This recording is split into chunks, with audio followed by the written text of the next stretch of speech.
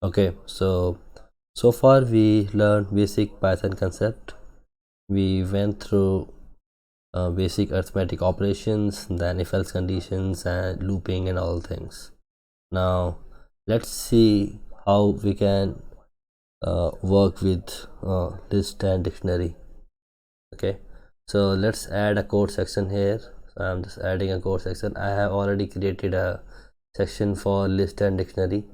So I have already explained like how we can create a section in Google Colab. Okay, now I'm just adding a new code section here, and let me add few variables. Let's say name1 is equal to Rahul, then name2 is equal to, let's say, John. Okay, and now let me create a list. For that I'm just adding a variable, let's say name list. Okay, um, now let's add a list here. Let's say name list, and then I'll create an array type and I'll add these variables here. Okay, so name1 and name2.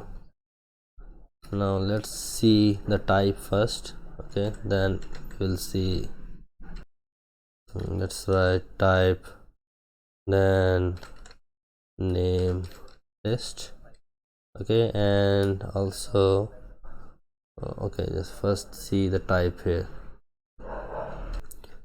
So you can see here the type is list. Okay, now let's add one more code block here and let's print it. Let's print the list, print name list. So let's execute this code and it will show me Rahul and John. Okay, so here you can see that your list has been printed and it is showing two names, Rahul and John. Now let me create one more list and which contain different different type of variables, data types. For that I will use name1 from above, and let me create one more variable for, let's say, contact, and let me add 9999. Okay, let me create one more list, let's say employee list, and add name1, then name2 and contact. Okay, so the type should be name. Okay, and the employee list, and let me print it as well. So it should print all the values. So print employee list. Okay, so when this code block run, so it should show type as list and it should print all the values.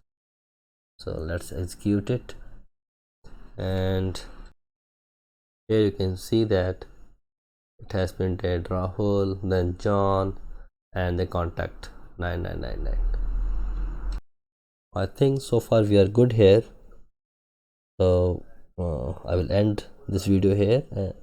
Okay, so thank you.